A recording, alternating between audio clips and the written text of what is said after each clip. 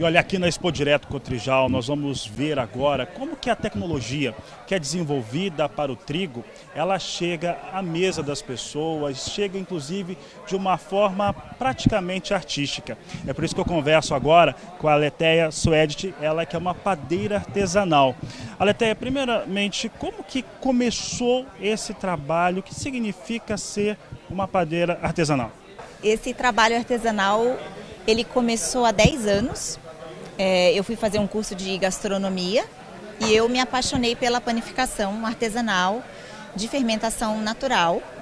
Na época era uma cultura assim, muito distante da nossa realidade, não era muito divulgada e a técnica muito inexplorada também. Aqui no Brasil, por exemplo, eu tive muita dificuldade de aprender, tive que sair para estudar essa técnica fora. A questão das farinhas também. Como é uma fermentação muito longa, a qualidade da farinha ela precisa ser muito adequada para essa fermentação longa e natural. E com o passar do tempo eu fui conhecendo, diversas farinhas e fui me interessando muito pela origem, da farinha e de entender como eu poderia conectar todas as etapas da produção de um pão. Isso começou em 2017, quando eu fui para o campo buscar pequenos produtores que pudessem fazer uma parceria comigo, com a Padeira, que é o nome da minha padaria, para a gente desenvolver uma produção, um cultivo bem consciente, voltado para a qualidade, onde eu fui obtendo, ao longo desse processo, muita qualidade, muito conhecimento, ainda tenho muito para aprender, mas fui entendendo um pouco melhor como todas as etapas se relacionam, Então, desde a pesquisa, por exemplo, que a Biotrigo faz, até o agricultor, o engenheiro agrônomo que indica qual é o tipo do manejo, do tratamento, quem beneficia, e depois esse grão já colhido e beneficiado, eu levo ele para São Paulo, e lá eu tenho um moinho de pedra, faço toda a moagem, também artesanal, então eu uso a minha própria farinha, e tive que reaprender a fazer, o pão, porque é muito diferente das farinhas já prontas, num processo assim muito realmente artesanal, Ou seja, não é simplesmente ser manual ou nem simplesmente ser de fermentação natural, mas para mim vai muito além, que é justamente tentar entender a origem, tentar entender pelo que esse trigo passou, qual foi o tempo que ele foi sujeito, qual o manejo, e tentar entender que tipo de pão esse trigo quer ser, que é o grande desafio da minha profissão, e não o contrário. Então, por exemplo, esses pães que estão aqui, que estão representando a safra de 2022, são 3 tipos de grãos diferentes, e eu trago aqui pães 100% integrais. E é um grande desafio o primeiro trimestre do ano para mim, porque eu justamente preciso entender esses grãos, a qualidade deles, Então, quais são as características de cor, de absorção de água, quanto tempo de estabilidade eles conseguem ficar fermentados, qual é o tipo de cor, a coloração que ele vai atingir no forno, o salto também de forno que vai indicar o volume, a casca, a textura, enfim. É um grande laboratório o primeiro trimestre para mim, Então, esse aqui, sei lá, é o teste X, 21º, eu já fiz vários testes aí esse ano e eu estou chegando num resultado bem positivo, até conhecer bem a fundo cada tipo de grão e conseguir fazer o meu próprio blend em busca, assim, do melhor pão possível, o pão perfeito da minha fornada.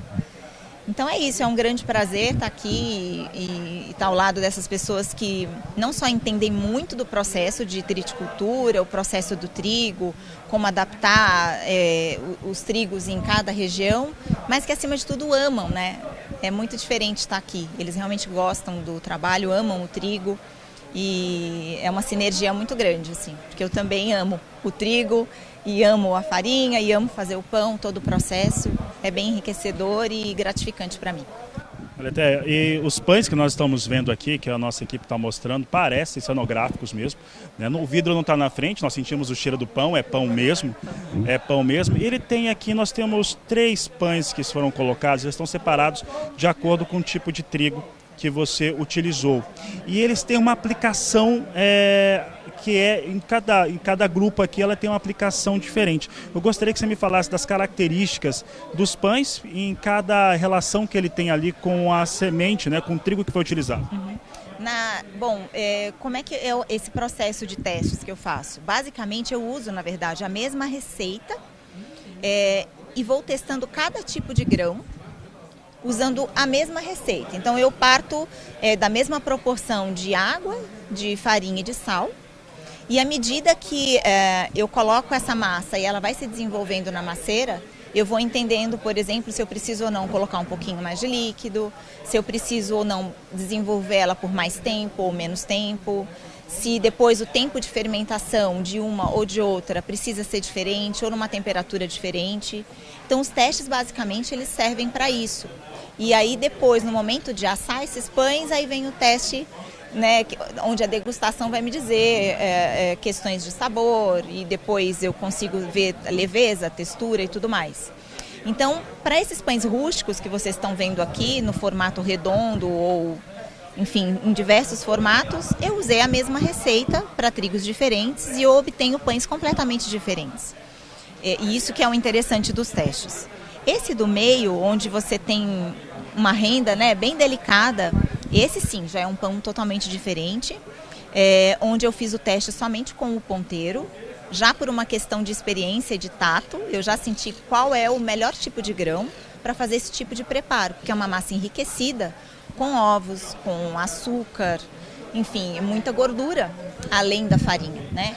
Então eu preciso de uma farinha bem estruturada, porém muito extensiva, porque para fazer um croissant, que é o caso dessa massa, eu preciso que ela estique muito e não volte, né? Ou seja, não seja tão elástica, ela precisa ser mais extensiva, que é o caso do ponteiro, para eu obter esse resultado folhado aí do croissant de forma.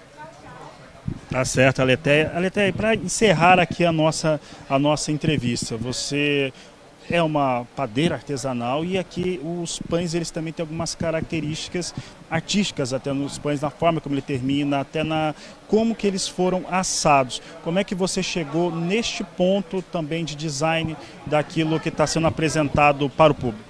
Tem um pouco do meu histórico, na verdade. Eu, antes de ser padeira, eu era design de joalheria.